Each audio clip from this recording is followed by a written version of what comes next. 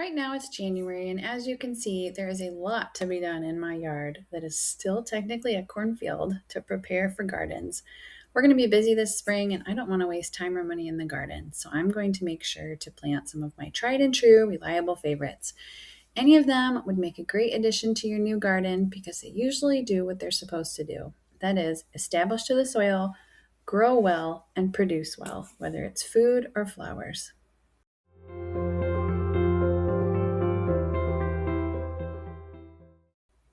Okay, let's get to it. I'm going to keep it really short with the vegetables because one, most vegetables are inexpensive to grow from seed, and two, you might not even like the two foods I'm going to recommend, and I think you should grow what you'll actually eat. First up is radishes. Our go to variety is Cherry Belle. It's an heirloom, and once you get them in the soil, you'll be harvesting them in about 3 weeks. Next is green beans, Blue Lake 274, another heirloom. I have been growing this specific variety of bush beans for over 10 years.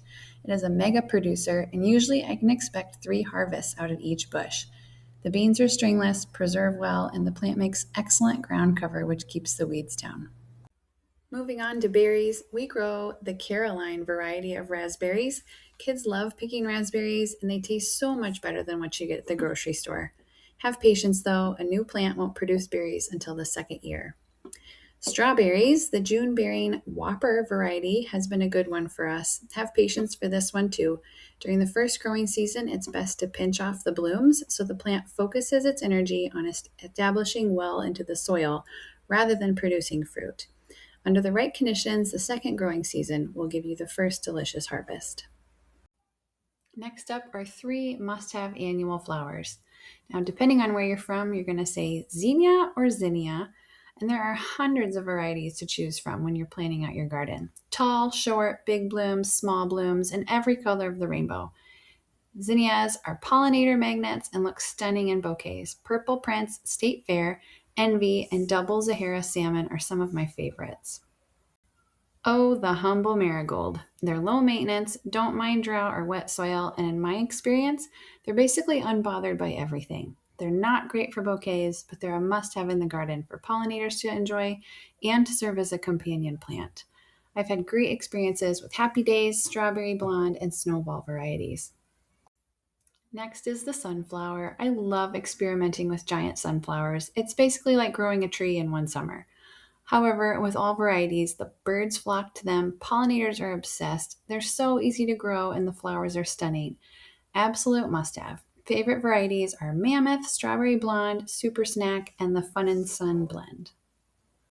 Next up are herbs. Parsley, specifically Italian flat leaved parsley. Running out to the garden to snip a little parsley to finish off your garden to table meal, there's nothing like it. Next is sage. It's a perennial that grows up to 30 inches tall and wide, and it's gorgeous in the garden. It smells great, tastes great, and pollinators love it when it's in bloom. Another perennial is chives, and which is another pollinator favorite. Honestly, you won't realize how much you want chives around until you spoil yourself by growing them right outside your door. And now the perennials. Yarrow is tough and beautiful, basically an evergreen here in Zone 5. It makes an excellent ground cover all year long and spreads extremely well by runners. You can be ruthless dividing this plant, and trust me, you'll want to. Remember, I said it spreads extremely well. And it'll withstand a transplant like it hasn't even been divided. Pollinators love it, and the stems are sturdy for bouquets. Coneflower is beautiful in any landscaping, offering a pop of color and a feast for pollinators all summer long. The stems are perfect for bouquets and the flowers are long lasting.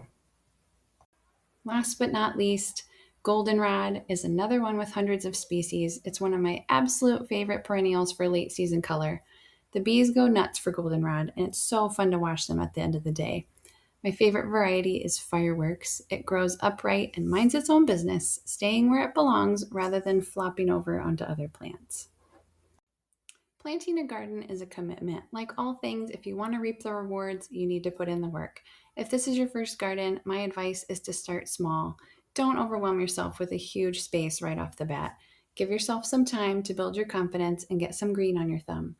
If you don't like any of these plants, find something that you do like and chat with someone at your local garden center for growing advice. Don't forget to water, but don't water too much. Just make sure your plants get 1 inch of water each week, either from the Lord's watering system or yours. Please remember as the months go by this year that there is no perfect garden. Every year is different depending on the conditions, which is part of what makes gardening fun. We never know quite exactly what to expect. All gardens have some weeds, especially the ones without a team of caretakers.